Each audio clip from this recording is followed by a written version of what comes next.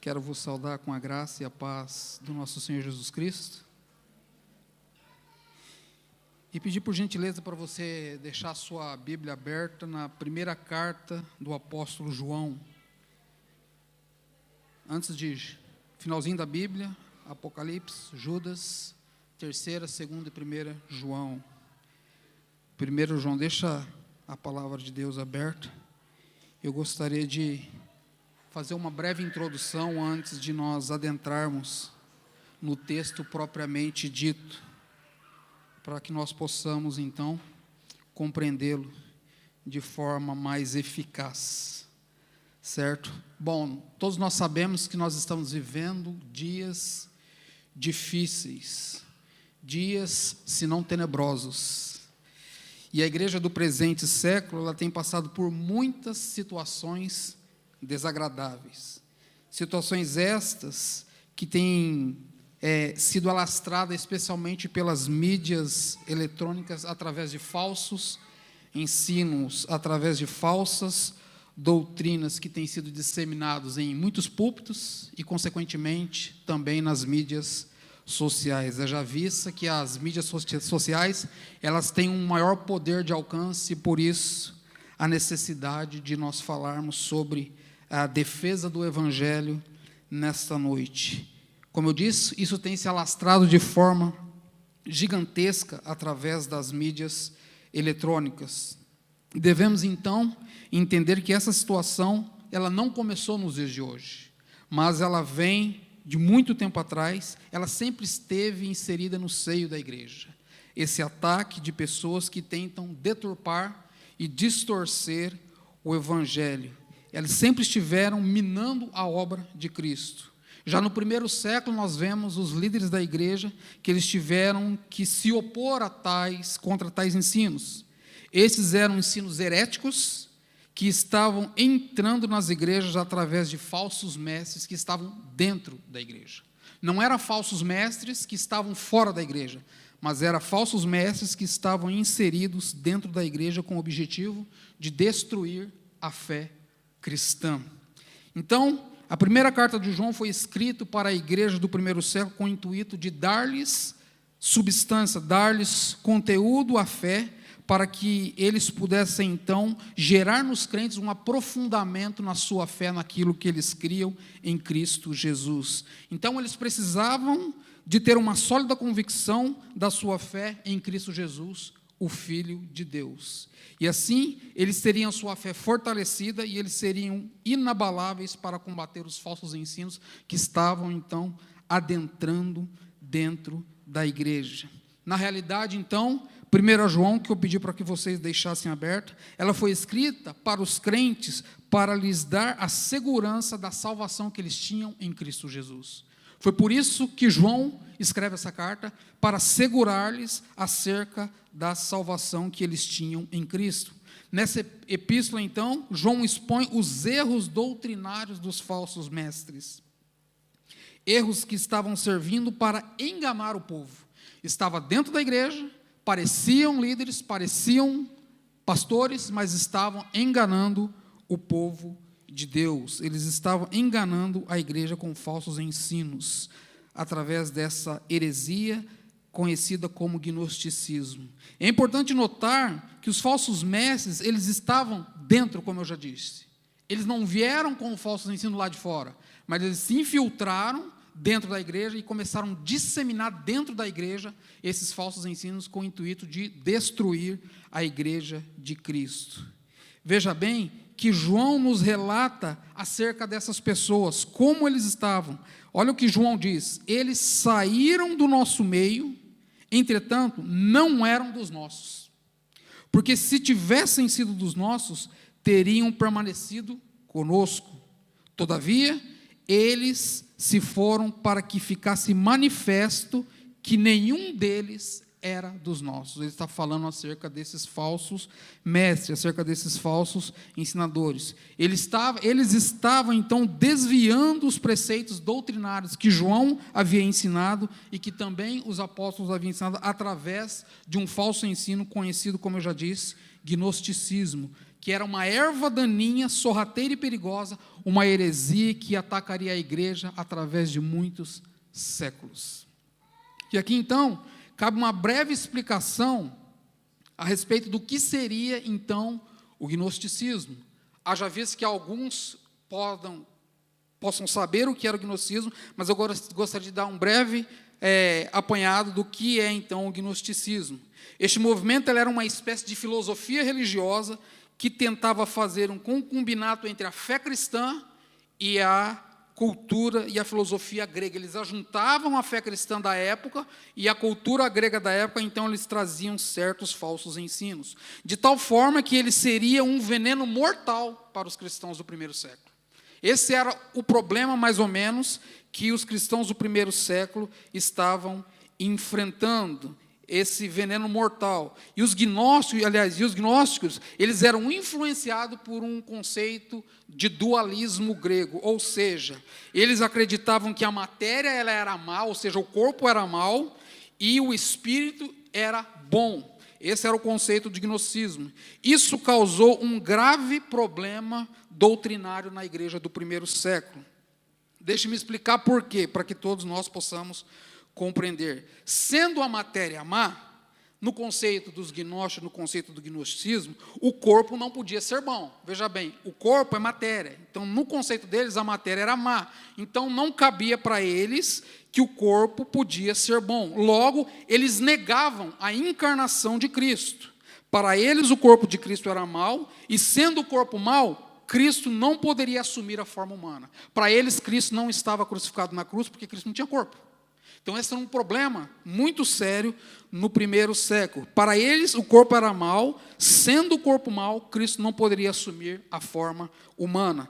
Esta heresia gnóstica estava afetando a doutrina da encarnação, uma das principais doutrinas do Evangelho, do qual nós cremos, a doutrina da encarnação. Pois eles diziam que era impossível que Deus houvesse assumido um corpo físico e material.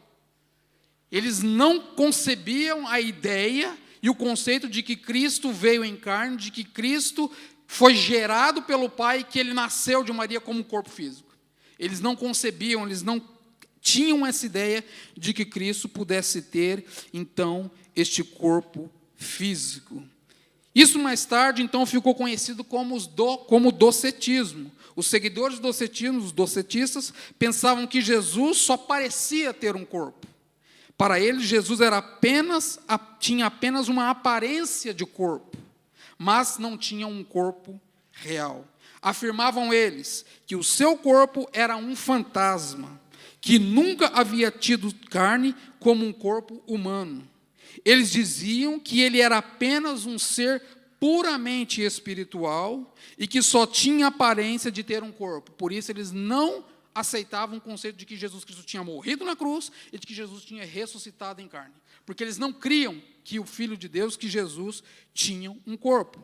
Então, o apóstolo João, ele vai combater este ensino em sua epístola, dizendo, nisso, olha o que João diz, nisso reconheceis o Espírito de Deus.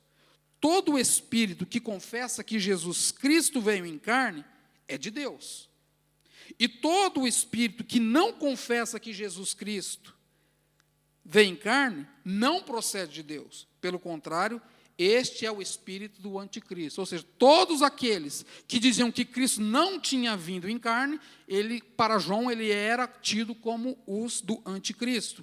Para João, os falsos mestres, eles eram a clara evidência do anticristo manifestado já no primeiro século. Irmãos, a defesa que João faz diz respeito ao âmago da fé cristã, como eu já disse, pois ela demonstra que Jesus Cristo veio em carne, ou seja, que ele encarnou, que ele viveu entre os homens, que ele foi preso, que ele foi crucificado, que ele foi morto, mas que ao terceiro dia ele ressuscitou. É o centro, é o âmago da fé cristã, é o âmago daquilo que nós cremos. Jesus veio em carne, Jesus habitou entre nós, ele se entregou no Getsêmani, ele foi preso, ele foi julgado diante de Pilatos, diante de Herodes, acharam ele como criminoso, então o condenaram de forma ilegítima, o condenaram, foi crucificado, como eu disse, morreu, mas ao terceiro dia ele ressuscitou e vivo está para o louvor da glória de Deus. Amados, feito essa breve declaração, essa breve introdução acerca do que seria então esse gnosticismo e esse problema que a igreja do primeiro século estava inventando, nós precisamos então olhar de forma mais acurada para o texto que vamos ler, para que possamos então entender e ter a melhor compreensão daquilo que João vem falando nas suas cartas, como Paulo já também havia falado acerca das heresias que estavam entrando dentro da igreja. João escreve a sua epístola, como eu disse, para o fortalecimento dos santos. E essa epístola tem a mesma eficácia e o mesmo poder para o nosso fortalecimento nos dias de hoje, no qual vivemos. Porque haja vista, como eu já disse, que há muitos falsos ensinos sendo dissimulados. Há muitos falsos ensinos sendo disseminados no mundo. Em muitas igrejas, em muitas redes sociais, pessoas estão disseminando um falso evangelho, e isso se alastra rapidamente, meus irmãos. Isso tem um poder de alcance muito grande. Então, por isso, nós devemos tomar cuidado, devemos olhar para aquilo que João nos fala e tirar daquilo que João instrui a sua igreja, para que nós também possamos ser fortalecidos e edificados na fé do nosso Senhor Jesus Cristo. Agora, então, vamos ler o texto de 1 João, capítulo 1, versos 1 a 4. Por gentileza, acompanhe comigo em sua Bíblia, deixe ela aberta, por gentileza. Diz assim o texto: o que era desde o princípio, o que temos ouvido e o que temos visto, com os nossos próprios olhos, o que contemplamos, e as nossas mãos apalparam com respeito ao verbo da vida. E a vida se manifestou, e a nós a temos visto, e dela damos testemunhos de que Deus Pai manifestou a sua vida. E o que temos visto e ouvido, anunciamos também a vós outros, para vós, igualmente, mantenhais comunhão conosco. Ora, a nossa comunhão é com o Pai e com o seu Filho, Jesus Cristo. Estas coisas, pois, vos escrevemos, para que a vossa alegria ela seja completa. Amém? Senhor Deus e Pai, mais uma vez, nós queremos louvar o Teu nome. Nós queremos magnificar o Teu nome e pedir a Ti, Senhor, conceda-nos a Sua misericórdia mais uma vez, para que possamos completar a Sua obra conforme o Teu querer e vontade, Senhor. Usa os meus lábios, ó Senhor, ainda que de forma instrutiva, para que possamos entender a altura, a largura e a profundidade da Tua palavra e entendermos, ó Pai, qual deve ser o nosso papel como filhos do Pai, como filhos amados de Deus em Cristo Jesus. Assim eu oro e agradeço, em nome de Jesus Cristo. Amém. Bom, essa pequena porção do texto que o apóstolo João escreve, ela tem muito a nos dizer. E esse texto começa logo a nos dizer que desde o princípio o que temos ouvido, ele está falando de algo, de um acontecimento que muitas pessoas viram, em especial ele estava presente daquilo que eles viveram no primeiro século, e então nós precisamos olhar que ele é desde a fundação do mundo. Esse seria então o nosso primeiro ponto acerca daquilo que João está falando à igreja do primeiro século e, consequentemente, também a nós. O texto em tela, ele expressa de forma maravilhosa que Jesus, ele é o verbo da vida. João nos informa que ele é desde o princípio, desde a fundação do mundo, desde os tempos eternos, ele é Senhor. Desde os tempos eternos, ele é o Criador de todas as coisas. Ele começa a sua epístola falando que Jesus, ele é como o próprio Deus manifestado em carne, para realizar a sua obra com todo o poder. Mas João, ele não para falando que Jesus, ele é desde o princípio. Ele continua falando de maneira que ele pode ser experimentado e como deve ser proclamado. Como podemos experimentar esta comunhão com Cristo e como podemos proclamar este Cristo no qual experimentamos esta comunhão com Ele. Também nos diz que a principal razão dele ter vindo ao mundo é amar e salvar pecadores. Essa é a principal obra de Cristo. Ele veio ao mundo para salvar pecadores. Isso está lá no Evangelho de João, está lá no Evangelho de Mateus, Marcos, Lucas, que relatam o ato realizatório de Cristo na terra. Então ele veio para salvar pecadores ao mundo, ele veio para trazer para si aqueles que são seus, para chamar para si aqueles que são seus. De uma maneira muito clara, então, João, o apóstolo, nos diz que Deus não está indiferente ao mundo, como pensavam os gnósticos e os deístas da época. João demonstra em sua epístola que o Senhor ele está profundamente interessado neste mundo, naqueles que são seus, naqueles que ele chamou. Ele está tão interessado que ele entregou-se a si mesmo. O interesse de Deus em resgatar pecadores é intenso ao ponto de entregar-se a si mesmo. De forma ímpar, de forma gloriosa, ele entrega-se a si mesmo. Ele demonstra em sua epístola que o Senhor ele está profundamente interessado, pois ele envia o Filho ao mundo para que todo aquele que nele cresce tivesse a vida eterna. Isto é, cresce em Jesus, esses teriam então a vida eterna, pois ele era o verbo da vida. Jesus é o verbo da vida. Amados, ele é o Messias, ele é o Salvador do mundo. E ao apresentar Jesus como o verbo encarnado, João está então prevenindo a igreja contra a heresia do gnosticismo, que dizia que Jesus não tinha carne, que Jesus não tinha um corpo físico. Então João combate esta heresia, demonstrando que Jesus Cristo ele é o verbo encarnado. João está aqui prevenindo aqueles irmãos contra uma heresia que está adentrando dentro da igreja, adentrando dentro dos irmãos que congregavam lá no primeiro século. E esse gnosticismo, como eu já disse, ele negava tanto a divindade quanto a humanidade de Cristo. Então João faz a defesa do evangelho em relação à igreja do primeiro século.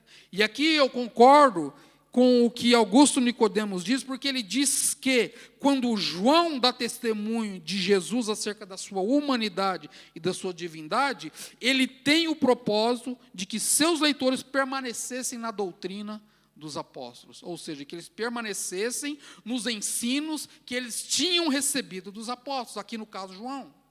Como nas outras comunidades, no caso Paulo, no caso Tiago, no caso Pedro.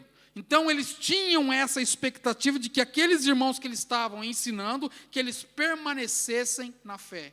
E não é isso que hoje, eu, o pastor Leandro, os pastores que assumem aqui o púlpito para pregar, almejam que vocês permaneçam na fé na qual estão sendo ensinados. Esse é o nosso propósito. Essa é a nossa vontade. Esse é o nosso desejo, que vocês cresçam, que vocês abundem em graça para o louvor da glória de Deus. É por isso que, semana após semana, nós preparamos, nós gastamos tempo diante de Deus, ouvindo Deus, para que vocês possam ser instruídos para o louvor da glória de Deus.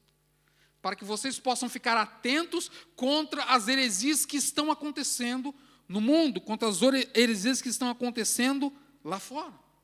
Nós precisamos ficar atentos quanto a isso. Nós precisamos ter atenção. Precisamos então entender que esses ensinos foram proclamados desde o princípio pelos apóstolos.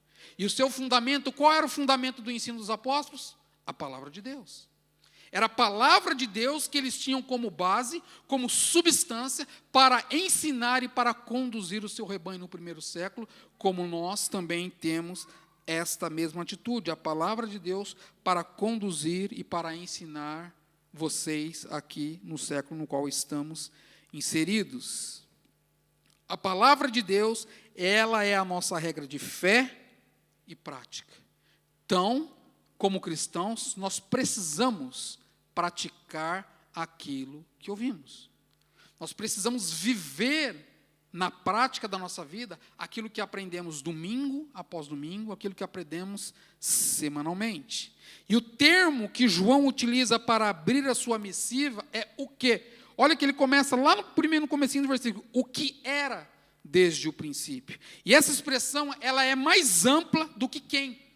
O que tem mais conteúdo e mais substância do que quem. Por quê? Porque o que ele possui a pessoa e a mensagem daquela pessoa que está enviando, ou seja, a mensagem de Cristo. O que possui a mensagem de Cristo? Neste caso, o apóstolo João está demonstrando que Jesus Cristo, ele é o princípio, que nele tem sentido, ele é a fonte e a origem de todas as coisas, conforme Colossenses, capítulo 1, verso 18. Olha o que diz Colossenses 1,18. 1,18 de Filipenses diz assim: ele é a cabeça do corpo da igreja. Ele é o princípio, ele é o primogênito dentre os mortos, para em todas as coisas ter a primazia. Colossenses 1,18. Ele é a cabeça do corpo da igreja.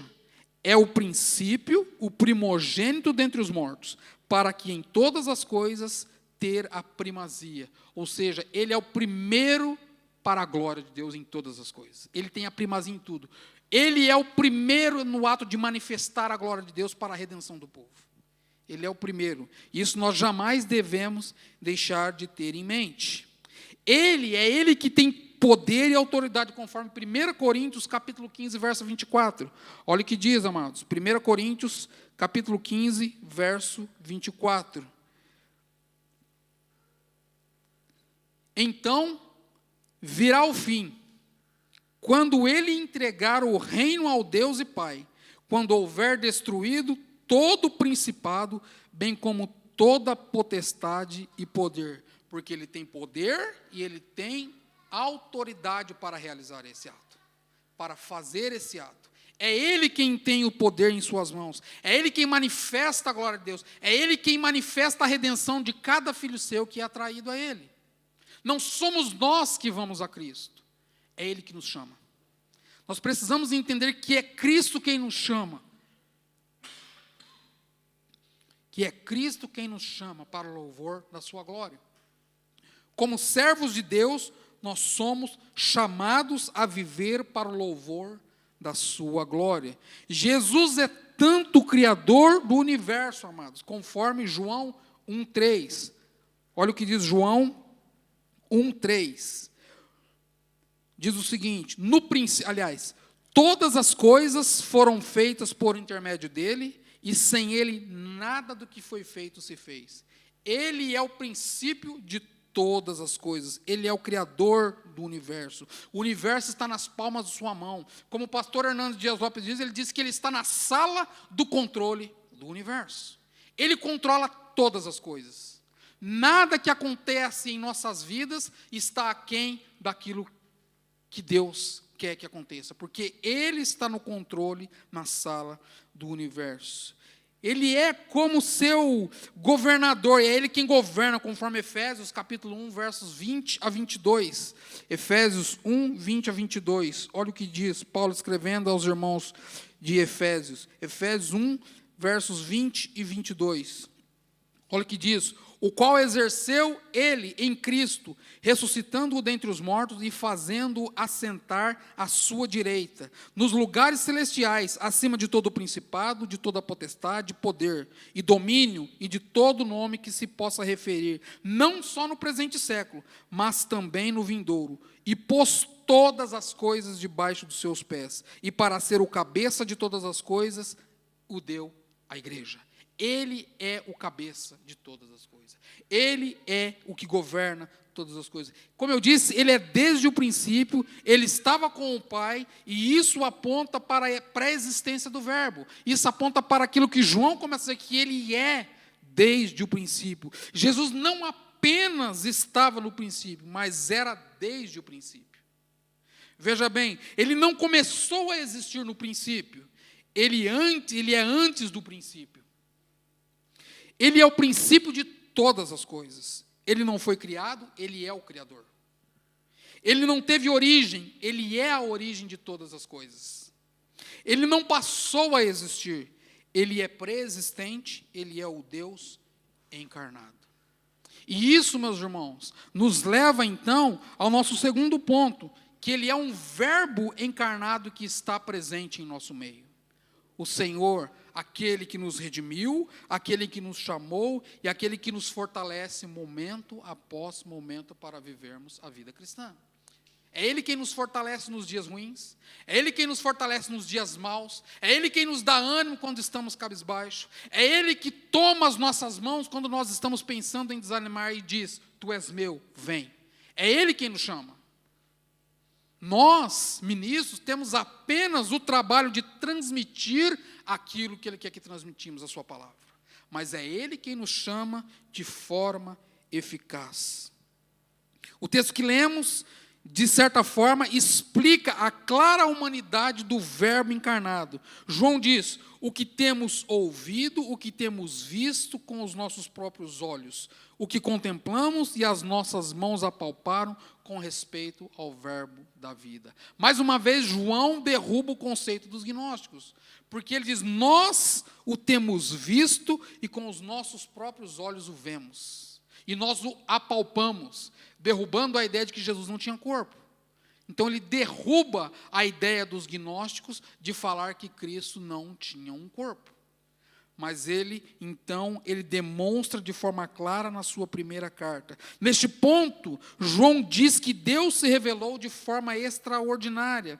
E nas palavras do reverendo Hernandes, ele diz que ele penetrou no tempo e foi manifestado aos homens.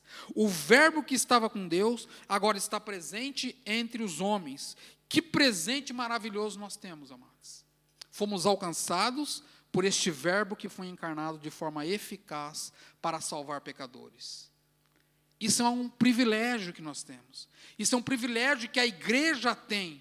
E a igreja precisa entender qual é este privilégio que ela tem, de ser chamada pelo próprio Deus em Cristo Jesus, para ser salvo, para ser redimido, para ser transformado, para ter uma vida abundante em Cristo Jesus. Deus nos chamou de forma eficaz. O testemunho que João dá é verdadeiro, pois ele diz que ele e os demais apóstolos o ouviram, o viram e o apalparam.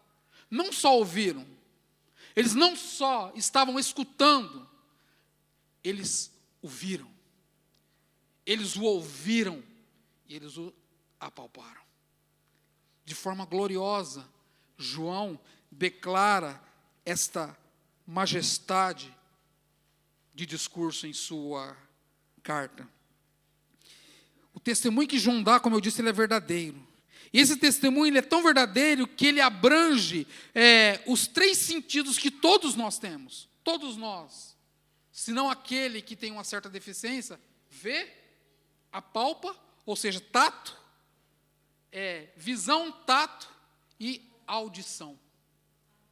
E eu falo, mas João está colocando especificamente três aqui. É o ato de ver, o ato de ouvir e o ato de apalpar.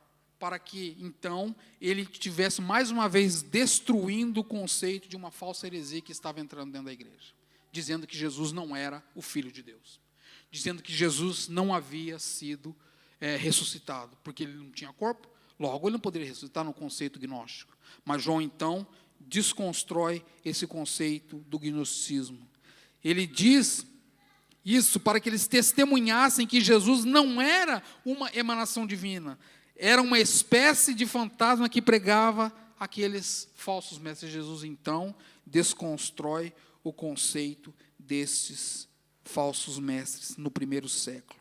E hoje também nós precisamos, muitas das vezes, desconstruir alguns conceitos que têm adentrado dentro da igreja, que têm adentrado dentro de casas através de vídeos. Nós precisamos combater isso. E quando eu falo igreja, meus irmãos, eu gostaria que vocês me entendessem, a igreja como um todo. Não é apenas Cliff Oak Church, onde nós somos plantados, mas a igreja como um todo espalhada no mundo.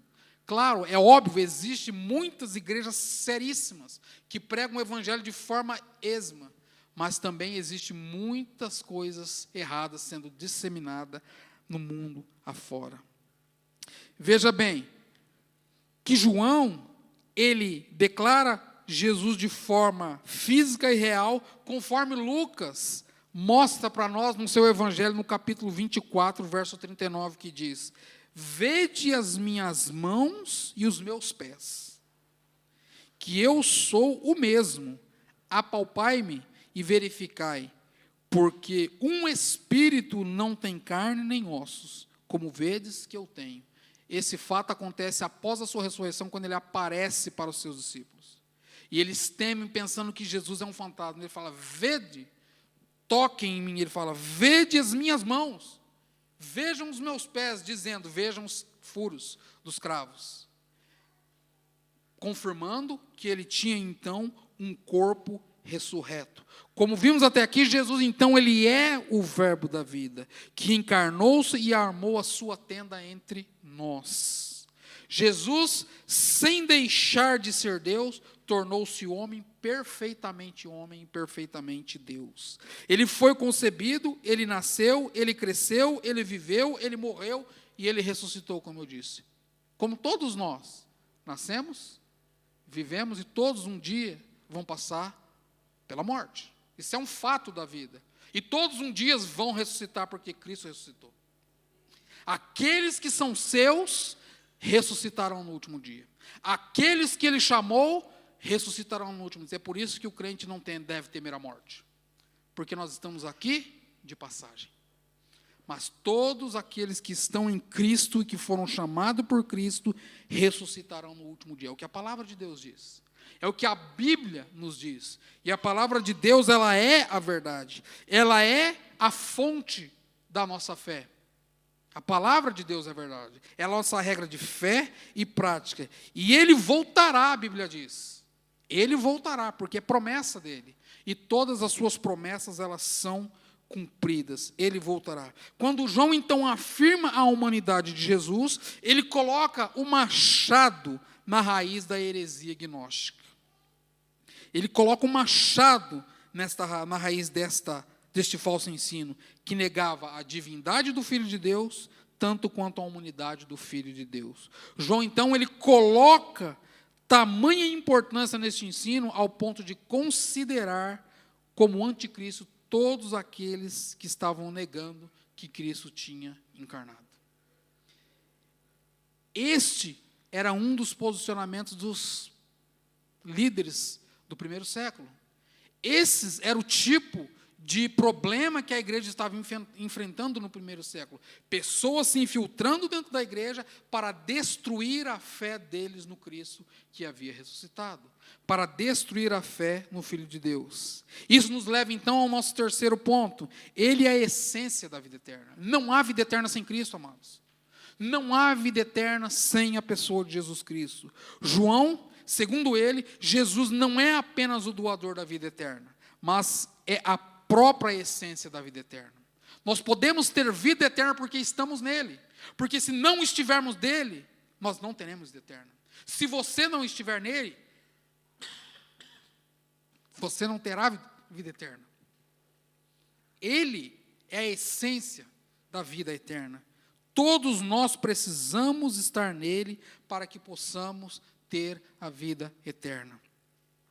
Novamente, ele declara que eles têm visto, que eles testemunharam, e não que eles não só anunciaram a vida eterna, mas que eles estavam junto do Pai. Cristo estava junto do Pai, quando ele retorna após a sua ressurreição. Ele fica por um período de tempo, e então, depois de um período de tempo, ele é ascendido aos céus, e aí ele ordena a igreja para que eles fossem e pregassem o Evangelho. Está lá em Atos, o pastor Leandro está fazendo uma série no texto de Atos, e nós vimos lá no comecinho, ele falando a respeito disso, que Jesus Cristo ele ficou por um período de tempo com os seus, e depois ele foi ascendido e ele ordenou. Ele diz lá em Atos 1:8, esperem em Jerusalém, para que vocês recebam o poder do alto, e então vocês vão e preguem o Evangelho.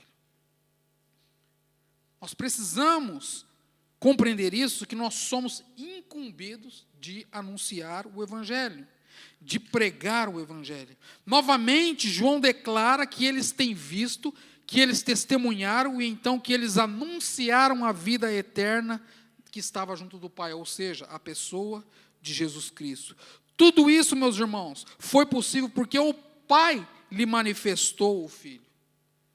O Deus Pai revelou o Filho para nós.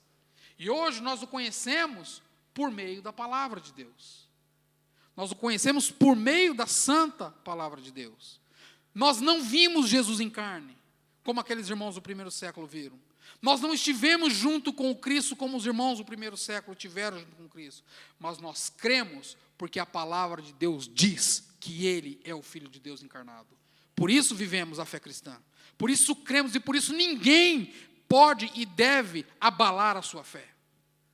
As pessoas podem tirar tudo de vocês, menos a fé. Ninguém pode mexer na sua fé. A sua fé ela pode enfraquecer. Mas você pode se reanimar através da leitura da palavra de Deus, através da oração, e você vai ver que Deus ainda é Deus. Quem nunca teve o dia mau? Quem nunca teve a vontade de falar, eu vou abandonar tudo? Mas o Espírito Santo vem e te chama. Ei, não é por aí. Eu te chamei. Eu te escolhi. Eu te salvei. Eu te santifiquei. Agora vá e pregue o Evangelho. Agora vá e produza frutos. Meus irmãos, a própria vida de Deus jorra dentro de nós através da fonte que salta pela vida eterna em Cristo Jesus. Nós precisamos entender que nós somos portadores de um Espírito que testifica que Deus enviou o seu Filho e que nós cremos nele. Nós cremos em Jesus porque o Espírito Santo que habita em nós nos impele, nos convence do erro, do pecado e do juízo, e então nós entendemos o quão miseráveis nós somos e o quão precisamos crer nesse Cristo encarnado, nesse Deus encarnado. Esta é uma obra do Espírito Santo realizada em nós, para o louvor da sua glória.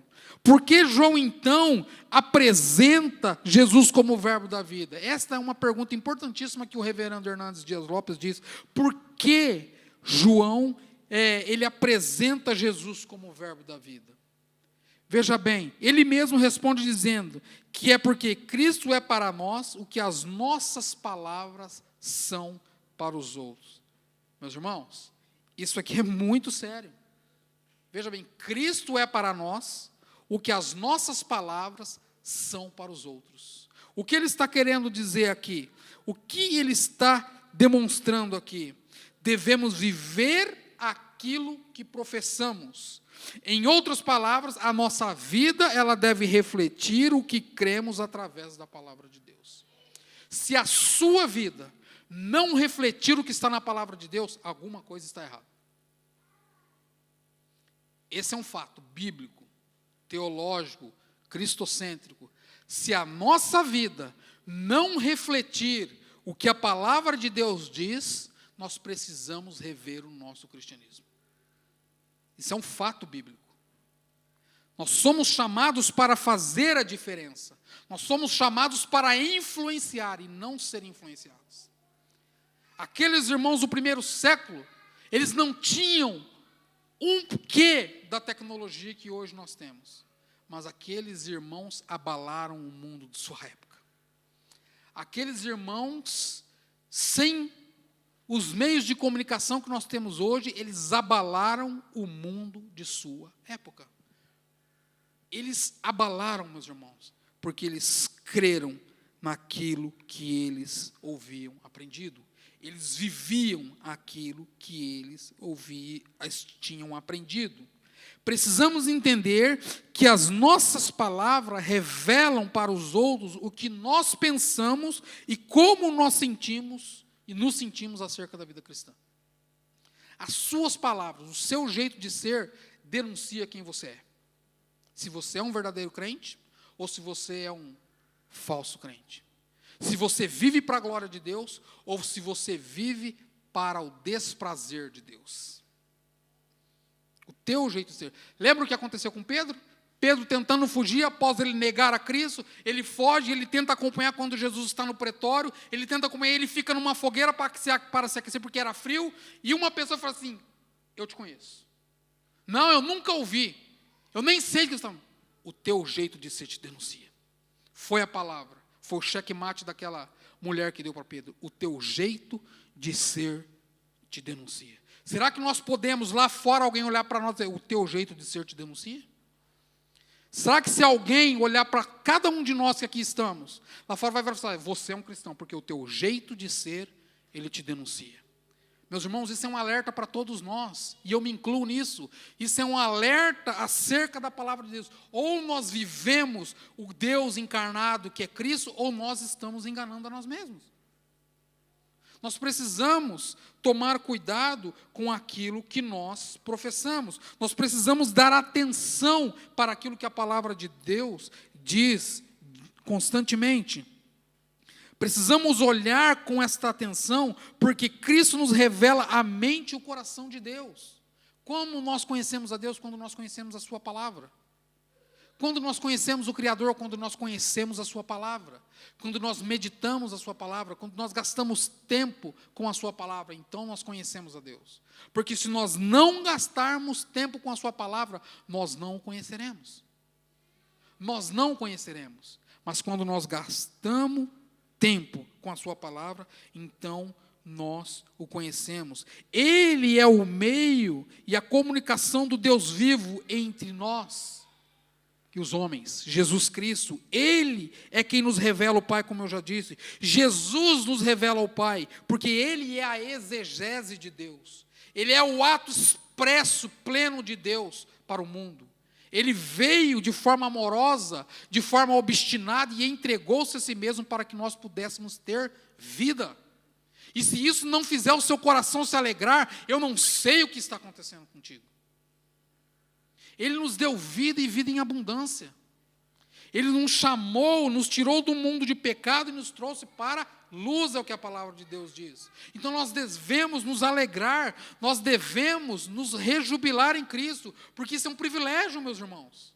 Estar em Deus para o louvor da glória de Deus. Ele é Deus vestido em pele humana, conforme o reverendo Hernandes diz. Ele é Deus que se manifestou em carne. Jesus é o verdadeiro Deus e a verdadeira vida eterna. É Ele que é a nossa vida eterna. Por isso, negar a Jesus Cristo, negar que Ele veio em carne, negar que Ele é o Filho de Deus, é caminhar a passos largos para o inferno. Nós não podemos, nós devemos estar atentos ao que a palavra de Deus nos diz. Isso então nos leva ao nosso quarto ponto, que diz a respeito da manifestação exata do ser de Deus em Cristo Jesus, no texto que nós lemos. Ainda no verso 1, olha o que ele diz. João diz em sua carta que ele era o verbo que estava com Deus desde o princípio. E no mesmo capítulo, lá no versículo 14, ele vai dizer que ele se fez carne e ele habitou entre os homens, ele se manifestou. Ele inaugurou o tempo, ele manifestou a sua glória e habitou entre os homens. Cheio de graça, cheio de verdade, cheio de amor, cheio de entrega, para que todo aquele que nele cresce tivesse a vida eterna.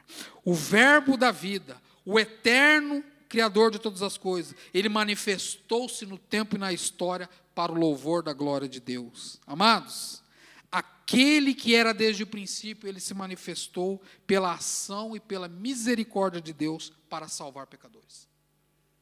Foi o ato da misericórdia de Deus que manifestou a Cristo para que ele salvasse homens e mulheres pecadores. Se não fosse a misericórdia de Deus, todos nós estaríamos debaixo da ira de Deus. E estar debaixo da ira de Deus não deve ser bom. Estar debaixo da ira de Deus deve ser triste, porque é estar ausente da presença de Deus. É estar longe da presença de Deus. Quando as pessoas estão debaixo da ira de Deus, é as pessoas que estão distantes de Deus. E se a pessoa está distante de Deus, ela, consequentemente, se ela não for atraída, ela vai sofrer as consequências da ira.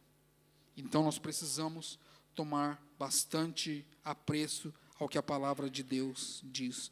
João diz neste texto que nós estamos lendo, que eles viram o Verbo encarnado de Deus, isto é, Jesus Cristo, e eles deram testemunho anunciando a vida eterna que estava junto do Pai. E aqui nós devemos entender que quando João diz que a vida se manifestou, ele se refere ao acontecimento histórico do nascimento de Jesus lá em Belém. O fato histórico, comprovado não só biblicamente, mas também em textos extra-bíblicos falam desse ato histórico do nascimento de Jesus Cristo. Ele nasceu, ele viveu, ele morreu, ele ressuscitou por amor. Ele se entregou por amor. Amados, o que João está nos ensinando é de suma importância para o prosseguimento da vida cristã. E ele deixa claro que o conhecimento de Deus não é fruto da imaginação dos homens, mas é fruto da revelação divina na palavra de Deus e de Cristo Jesus. Não é fruto da sua imaginação o estar congregando. Não é fruto da sua imaginação abrir a palavra de Deus, orar e pedir para que Deus fale contigo. Mas, conforme vemos, ele é fruto da revelação divina através do Espírito Santo dentro do seu coração. Por isso você se volta para a palavra de Deus, por isso você clama pelo poder da palavra de Deus e você ora a palavra de Deus. Porque o Espírito Santo nos impele a fazer isso. Igreja, os homens que conhecem a Deus, o conhecem porque ele revelou-se de forma gloriosa e irresistível em Cristo. É a irresistibilidade da graça que alcança os seus filhos. A forma que Deus alcança de forma soberana, ele alcança de forma irresistível em Cristo Jesus. Ele chama homens para conhecê-lo através da sua palavra, ou seja, a única revelação de Deus aos homens, a sua palavra. É por isso que nós não cremos mais em novas revelações. Toda revelação que foi feita está aqui. Toda revelação que foi feita está aqui. Porque ele a fez de forma eficaz e ímpar, ou seja, de forma única. Ele se revelou de forma gloriosa. Pois de outra forma, jamais teríamos conhecido o maravilhoso amor de Deus e o poder da sua graça. A manifestação exata do poder de Deus é vindo aos homens em Cristo. Ela se manifesta em Cristo, como eu tenho dito. A cristandade, nós precisamos compreender que Deus estava em Cristo reconciliando consigo mesmo o mundo. 2 Coríntios capítulo 5, verso 18. Olha o que diz, 2 Coríntios capítulo 5, verso de número 18. Diz o seguinte: ora, tudo provém de Deus, que nos reconciliou consigo mesmo, por meio de Cristo, e nos deu o ministério da reconciliação. Ele reconciliou consigo o mundo, isto é, através do ministério redentor de Jesus Cristo. Deus reconcilia consigo o mundo, ele perdoou o pecado e confiou a pregação do evangelho aos seus servos. Para melhor entendermos isso que Paulo está falando acerca dele reconciliar consigo o mundo, nós devemos olhar para o que Paulo diz, para que possamos deixar claro que ele não está aderindo aqui ao universalismo. Quando ele fala que Deus reconciliou consigo o mundo, ele não está colocando o mundo todo nesse meio. Paulo não está fazendo isso. O que Paulo está fazendo, ele está dizendo que em Cristo Deus se manifestou e ele se estendeu tanto a judeus como a gentios em todo o mundo. Ou seja, aqueles que ele quis chamar, dentre esse povo, ele se manifestou de forma eficaz. É o que ele está falando. E aqui é muito interessante aquilo que Simon Kistemaker, um biblista, diz o seguinte, olha o que ele diz, e é muito pertinente o que ele diz: não calculando seus pecados contra eles. Deus faz isso em resposta aos repetidos clamores de arrependimento daqueles que caíram no pecado e erraram. Por meio da obra redentora de Cristo, Deus perdoa os pecadores e que se arrependem, cuja fé está fixa em Jesus, o autor e aperfeiçoador da fé. Ele se revela na criação para salvar pecadores. O que ele está querendo dizer é que quando estamos em Cristo, isso não quer dizer que nós nunca mais viremos a pecar. Nós poderemos pecar, mas a Bíblia diz que nós temos um advogado junto ao Pai, e esse advogado em Cristo Jesus nos perdoa de todo pecado quando nós nos arrependemos. Quando nós nos voltamos para Ele em sincero arrependimento, então Ele nos perdoa e Ele diz, prossiga.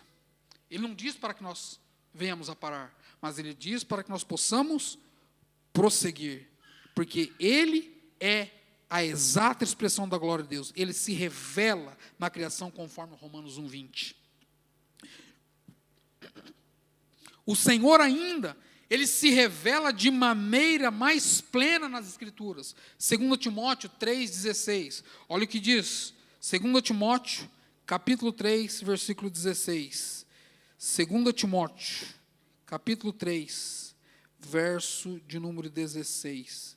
Paulo escrevendo a Timóteo: toda a Escritura, ela é inspirada por Deus e útil para o ensino, para a repreensão, para a correção, para a educação na justiça, a fim de que todo homem de Deus seja perfeito e perfeitamente habilitado para toda boa obra.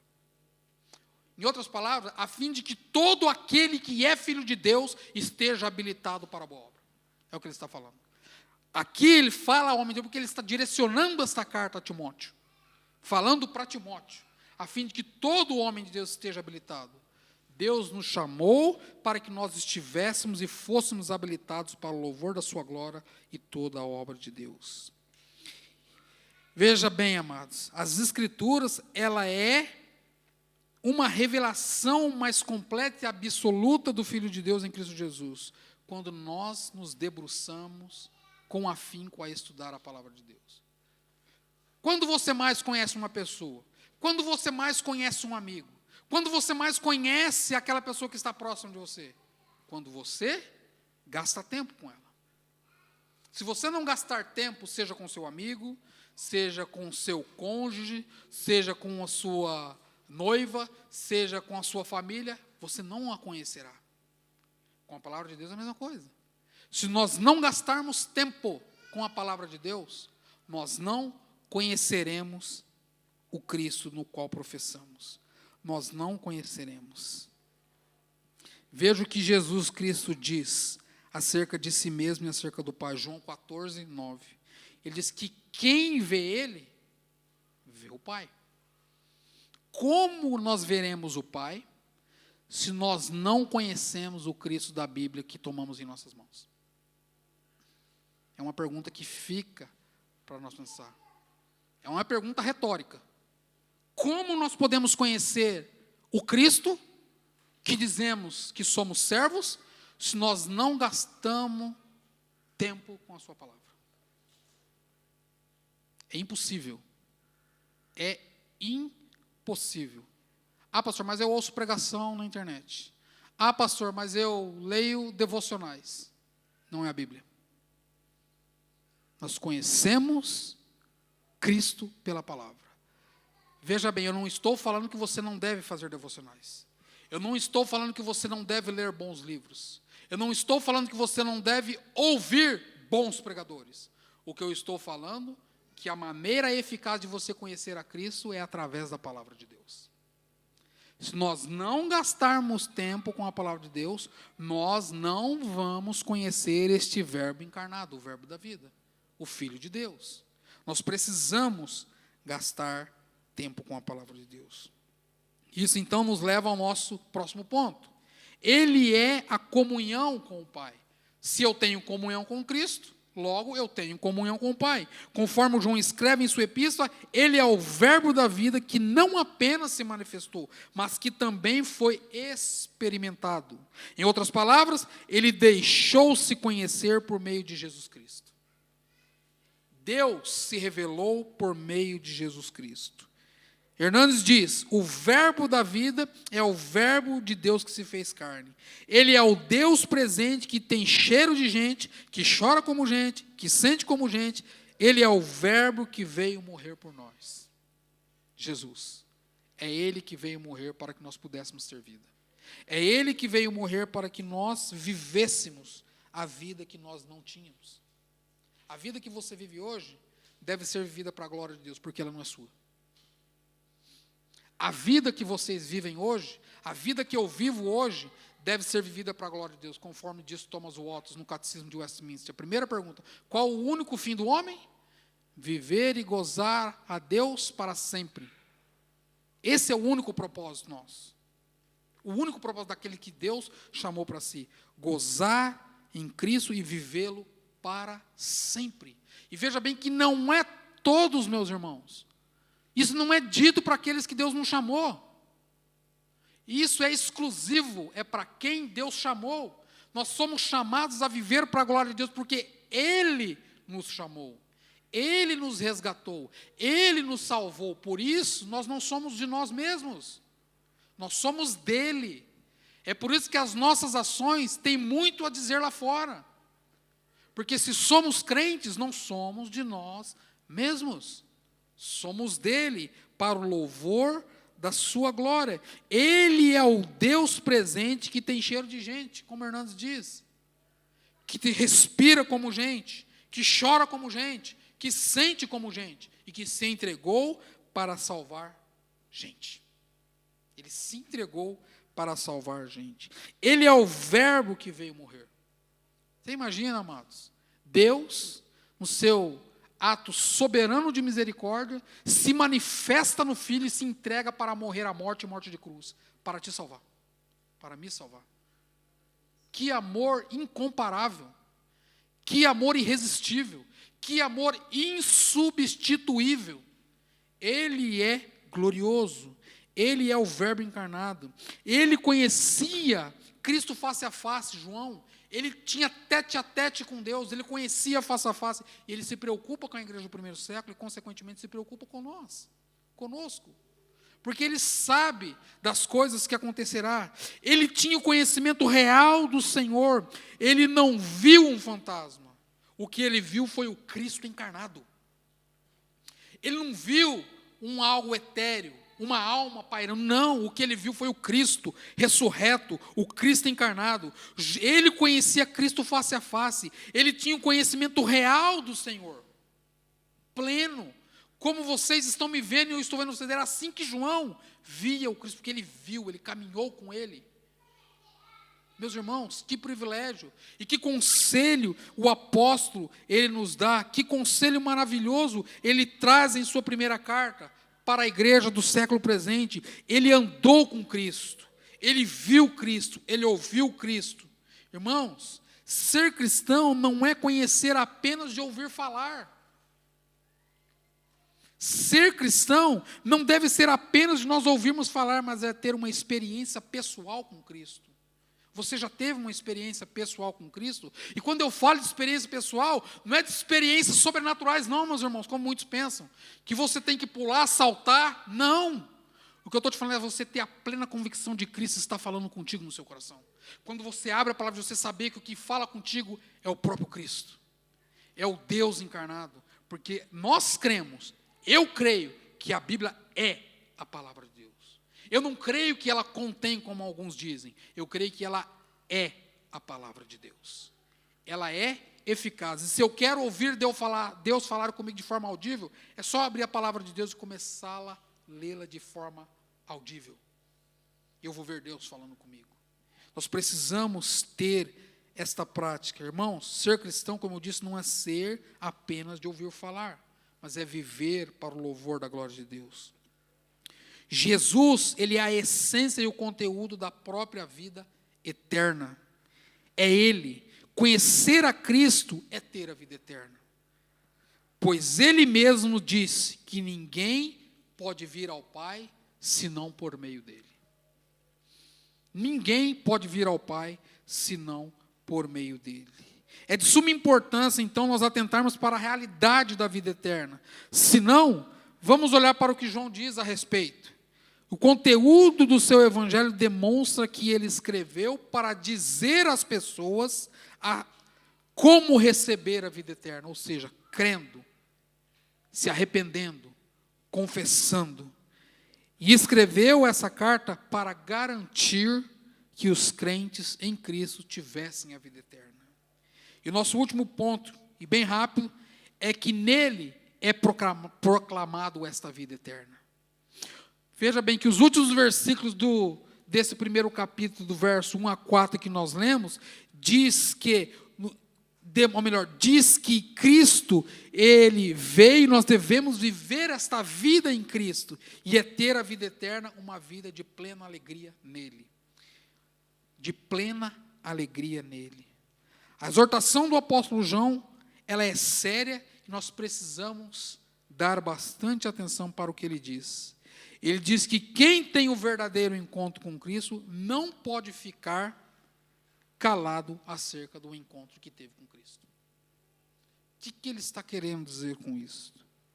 Veja bem, o maior exemplo do que acabamos de falar é a atitude de alguns seguidores do primeiro século. Cito eles. Veja bem, André. A Bíblia diz que quando ele encontrou-se com Cristo, ele levou o seu irmão Pedro a ele. Ele não se calou. Ele foi rapidamente chamar Pedro e falar: lembra, aquele que nós esperamos tanto tempo, o Messias, eu o encontrei. E levou Pedro até ele. André. Um outro, Filipe, quando encontrou Natanael, o convidou a conhecer Cristo e disse: vem e vê. Ele não se calou. Ele não ficou quieto. Ele disse: vem e vê. Os apóstolos, meus irmãos, eles estiveram com Cristo e disseram: nós não podemos deixar de falar do que temos visto e ouvido. Paulo disse, olha o que Paulo diz: ai de mim se eu não pregar o evangelho. Ai de mim. Essa é uma palavra que devia estar em nossos lábios. Esta é uma palavra que devia estar em nosso coração. Ai de mim se eu não pregar o evangelho. Ai de mim se eu não levar a Cristo para as outras pessoas. Ai de mim se eu não anunciar o evangelho. Essa é uma palavra que deve estar no coração de cada um dos que aqui estão presentes. Ai de mim. Meus irmãos, a proclamação da pessoa de Cristo é a proclamação da vida. É a proclamação que deve transformar a vida. É uma missão imperativa e é intransferível e intransponível na vida de cada um. Todos nós somos chamados para fazer isso. Talvez você não vai estar atrás de um púlpito pregando. Talvez você não vai estar numa tribuna, num ministério de louvor.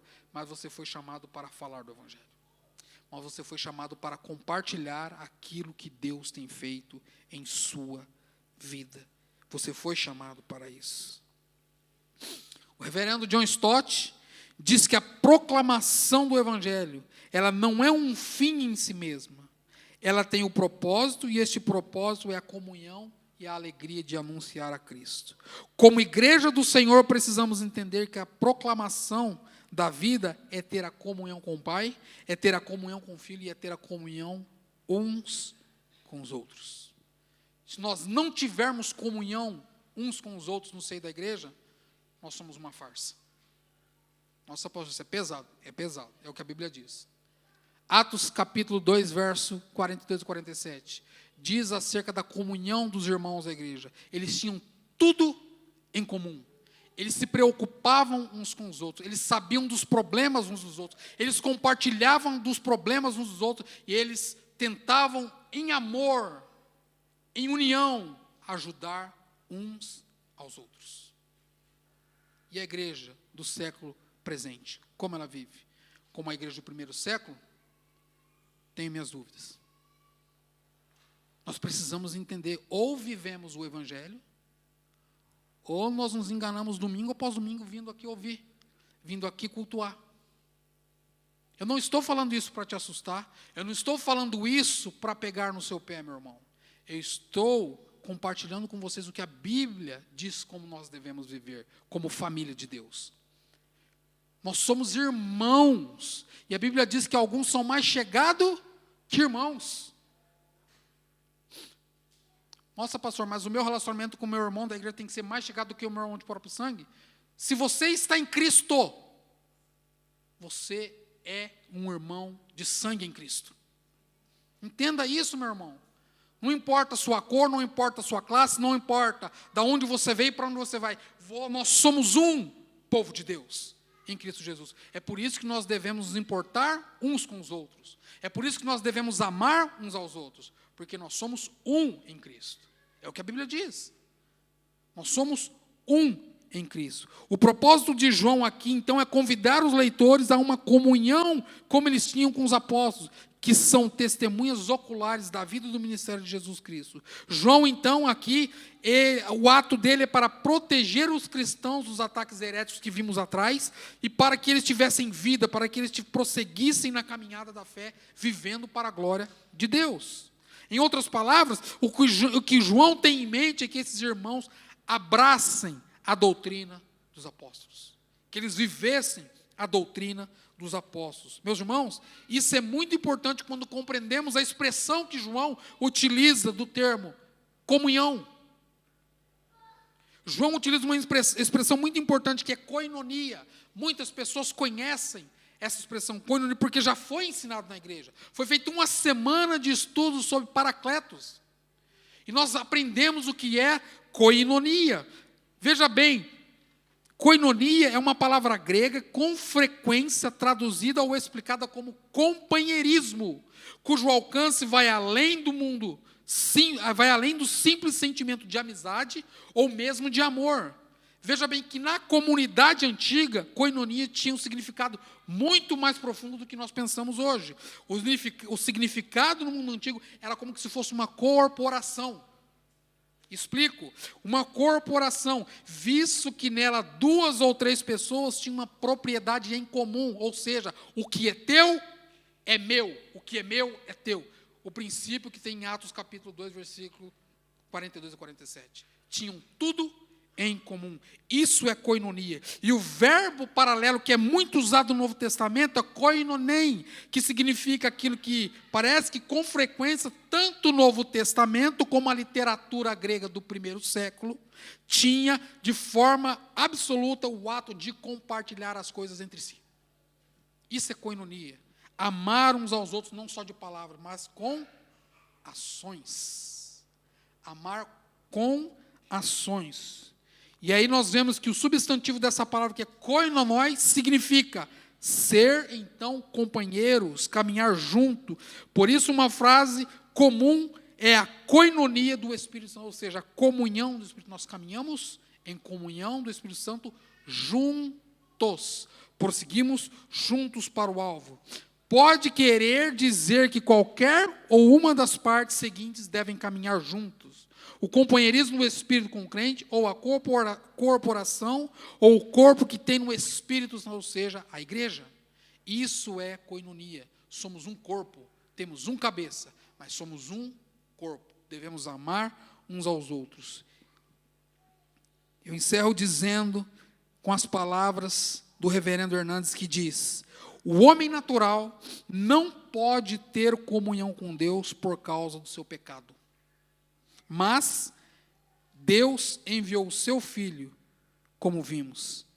Ele se fez carne, carregou no seu corpo os nossos pecados sobre o madeiro. Ele morreu pelos nossos pecados e ressuscitou para a nossa justificação. Ele nos perdoou, Ele nos deu um novo coração, Ele nos deu a nossa vida e Ele pegou todas as nossas iniquidades e jogou no mar do esquecimento. Ele jogou todas as nossas iniquidades no mar do esquecimento. A vida eterna é a alegria de cada crente. E João escreve isso dizendo de forma maravilhosa e majestosa que ele é o verbo encarnado que se fez carne para salvar pecadores. Ele é o verbo encarnado. Em Cristo nós temos vida. Em Cristo nós podemos amar. Em Cristo nós podemos nos importar uns com os outros. Fora de Cristo não. Fora de Cristo nós somos egoístas. Em Cristo nós devemos ser amorosos. Vamos ficar em pé em nome de Jesus? Vamos ficar em pé, porque o reino de Deus está dentro de nós em alegria do Espírito Santo. E Paulo escrevendo aos Filipenses diz: alegrai-vos. Alegrai-vos. Na verdade, meus irmãos, a alegria é uma das principais marcas da vida cristã. Se você é um cristão e não se alegra, há algum problema. Deus nos salvou para a maior de todas as alegrias. Desfrutar dele para sempre. Desfrutar dele para sempre. Senhor Deus e Pai, mais uma vez nós queremos glorificar o Teu nome, adorar o Teu nome, Senhor, na beleza da Sua santidade. E agradecer a Ti, Senhor, por aquilo que João escreveu há tanto tempo, Senhor, há tantos séculos, para fortalecer a igreja do primeiro século e, consequentemente, para fortalecer a igreja do presente século, Senhor. Nós dependemos do Teu Espírito Santo para compreender a altura, a largura e a profundidade de tudo o que foi dito nesta noite. Jesus Cristo, de fato, Ele é o Verbo encarnado. Ele se manifestou entre os homens. Ele se entregou para que nós pudéssemos ter vida. E João, de forma plena e amorosa, Senhor, demonstra isso para o fortalecimento da igreja e para o fortalecimento daqueles que te servem, Senhor, daqueles que o Senhor chamou. Assim nós te louvamos. Que esta palavra, Senhor, ela possa produzir em nós, ó Senhor, um impacto para que possamos viver a verdadeira vida cristã, aqui ou acolá, aonde quer que estejamos, ó Senhor, que possamos testemunhar do Cristo vivo e ressurreto, que morreu sim pelos nossos pecados, mas que ressuscitou e está à tua destra, Senhor, e que um dia voltará. Por isso nós te louvamos, por isso nós te agradecemos, em Cristo Jesus. Amém, Senhor.